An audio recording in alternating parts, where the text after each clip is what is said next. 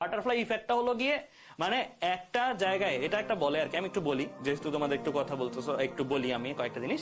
যে butterfly effect হচ্ছে এক জায়গায় যদি প্রজাপতি পাখা ঝাপটা দেয়, ওইটার কারণে পৃথিবীর কোনো না কোনো জায়গায়, ধরো সাপোজ টর্নেডো হওয়ার জন্য একটু হাওয়ার দরকার ছিল, একটু বেশি হাওয়া পাইলেই ওখানে টর্নেডো হইতো, অলরেডি আছে কিছু একটু হাওয়া দরকার ছিল, ওই এক জায়গার প্রজাপতি পাখা ঝাপটা দেওয়ার কারণে আরেক জায়গায় টর্নেডো হচ্ছে। মানে এটাকে বলা হয় বাটারফ্লাই ইফেক্ট। মানে এক জায়গায় একটা সামান্য ঘটনা ঘটার কারণে আরেক জায়গায় একটা বিরাট ঘটনা ঘটে যাচ্ছে।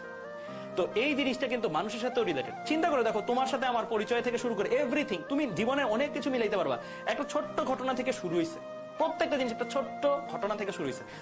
জাস্ট ওই ঘটনাটাকে তুমি ইগনোর করো, ওই ঘটনা যদি না ঘটতো জীবনে, তাহলে দেখবা লাইফটাই হয়তো চেঞ্জ থাকতো। মাইট বি আমি এখন ক্লাস নিচ্ছি, কেউ ব্রেক চাই বলতেছে, আমি ব্রেক দিয়ে দিলাম। ব্রেক দেওয়ার কারণে হয়তো ওই টপিকটা আমার মাথায় চলতেছিল একটা জিনিস, ওই মাথার চলাটা আমি বলতে পারলাম না বা সামহাও বলা হলো না, ইনকেস ওইটাই এসে বললো।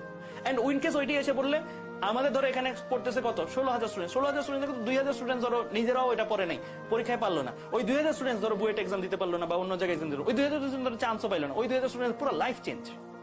একটা ছেলের ব্রেক চাই, এটার কারণে আমার কনসেন্ট্রেশন ব্রেক হওয়ার কারণে এই জিনিসটা ধরো হয়েছে। তো চিন্তা করো, বাটারফ্লাই ইফেক্টটা কিন্তু আমাদের প্রত্যেকের সাথে জড়িত, প্রত্যেকের সাথে। আর বেশি সাফারার হবে কারা? তোমরা। সো তোমরা এই জিনিসটাকে রেসপেক্টে রাখিও যে আমার কারণে যেন আমার যে 16,000 সহপাঠী আছে কারো যেন কোনো কি না হয়, সমস্যা না। আমরা ক্লাসগুলো নেওয়ার আগে লিটারেলি তুমি চিন্তা করতে পারবা না যে এই ক্লাসগুলো স্লাইডগুলো কয়বার আমরা চিন্তা করি যে এই স্লাইড সময় কি বলবো, এই স্লাইড সময় কি বলবো। কেন? কারণ ইন কেস একটা কথা যদি মিস যায়, এইটার কারণে মাইট বি একটা ছেলের লাইফ চেঞ্জ হয়ে যাবে। আমি এভাবে ভাবি যে এইখানে যদি আমি একটা কথা মিস করি, মাইট বি এই ছেলের লাইফটা চেঞ্জ হয়ে যাবে। সো তোমরাও এইভাবে চিন্তা করবা, যে কোনো কাজ তুমি যেই জবেই ঢুকো এর রেসপেক্ট করবা, নিজের জবকে প্রচন্ড রেসপেক্ট করবা, যে আমার ওই জবে যেন আমি 100% ইথিক্স, 100% নীতি যেন আমার থাকে, যে আমি যেটা করতে আসছে সেটা আমি মিশন যেন কমপ্লিট করি। এন্ড স্টুডেন্ট হিসেবে তোমরা নিজেদেরকে, আমি নিজেকে ক্লেম করতে পারি প্রফেশনাল টিচার, তুমি নিজেকে ক্লেম করবা আমি একজন professional student. Professional versus non professional মধ্যে পার্থক্য আছে। প্রফেশনাল মানে যেমন মেসি, রোনাল্ডো প্রফেশনাল ফুটবলার। কেন বলে? কারণ তারা তাদের ক্ষেত্রে দেখো, তারা ওইটাকে কি মানে একদম জীবনের সবটা দিয়ে ওইটাই করতেছে। তোমাদেরকেও চিন্তা করতে হবে, তুমি প্রফেশনাল স্টুডেন্ট, তোমার জীবনের প্রফেশনই এটা। যতদিন পর্যন্ত তুমি চাকরি দিচ্ছ ততদিন আসলেই কিন্তু প্রফেশন এটা। আমার প্রফেশনই এখন তোমাদের পড়ানো, আমি প্রফেশনাল টিচার। সো আমি এখানে আমার ইথিক্স আর একটু কমতি রাখতে পারবো না, ঠিক আছে? ইথিক্স একদম 100% ক্লিয়ার।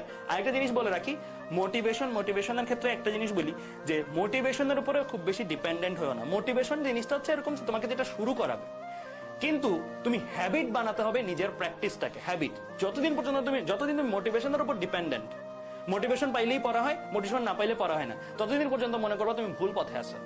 মোটিভেশন হচ্ছে যেটা তোমাকে চালিকা শক্তি শুরু করে দিবে, মানে ইঞ্জিন চালু করে দিবে।